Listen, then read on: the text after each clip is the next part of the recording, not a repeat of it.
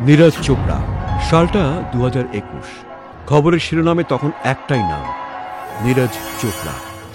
অলিম্পিকে নীরজ চোপড়া সে বছর 87.5 মিটার দূরত্বে বর্ষা ছুঁড়ে রেকর্ড করলেন। অলিম্পিকের ট্র্যাক অ্যান্ড ফিল্ড থেকে দেশকে প্রথম সোনা পাইয়ে দিল ভারতের সোনার ছেলে।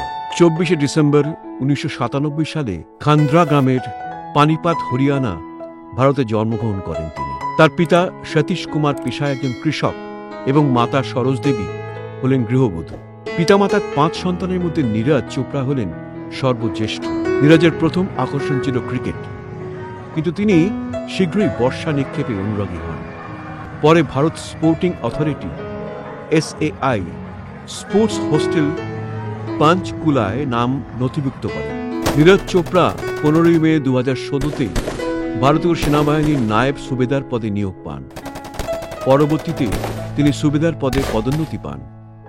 2012 সালে মাত্র 14 বছর বয়সে জাতীয় জুনিয়র চ্যাম্পিয়নশিপে সোনা জিতেছিলেন নীরজ চোপড়া।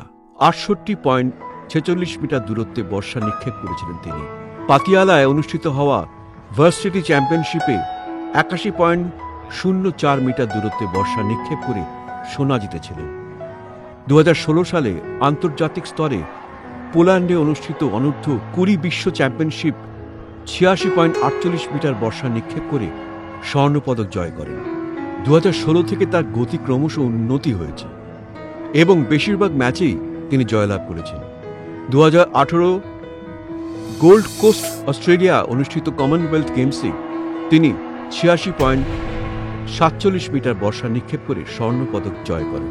সেই সঙ্গে চোপড়া কমনওয়েলথ গেমসের আসরে প্রথম আবির্ভাবে স্বর্ণপদক জেতার জন্য বর্ষা নিক্ষেপ বিজয়ী প্রথম ভারতীয় হন। 2018 সালেই আগস্টে এশিয়ান গেমসে নিজেরই রেকর্ড ভেঙে তিনি আবার বর্ষা নিক্ষেপ করলেন 88.06 মিটার।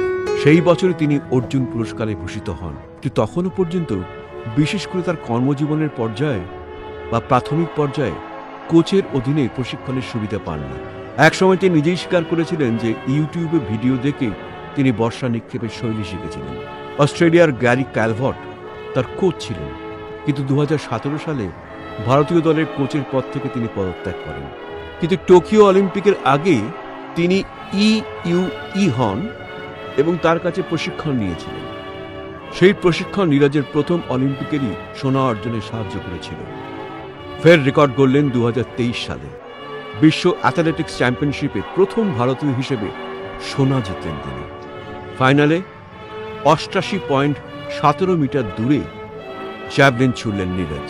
কিন্তু মজার বিষয়, যে ছেলের হাত ধরে ভারতীয় জ্যাভলিনের একের পর এক রেকর্ড আর পদক পেয়েছে, ভারত সেই নীরজ চোপড়ার খেলার মাঠে পা দেবার উদ্দেশ্য ছিল ওজন কমানো।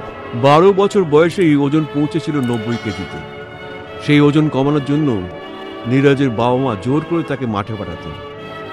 পাশে শিবাজি স্টেডিয়ামে জগিং করতে গিয়ে নীরজের সঙ্গে সাক্ষাৎ হয় প্রাক্তন জ্যাভলিন থ্রোয়ার জয় চৌধুরী। সেখান থেকে জ্যাভলিনের সঙ্গে পরিচয় ঘটে নীরজের।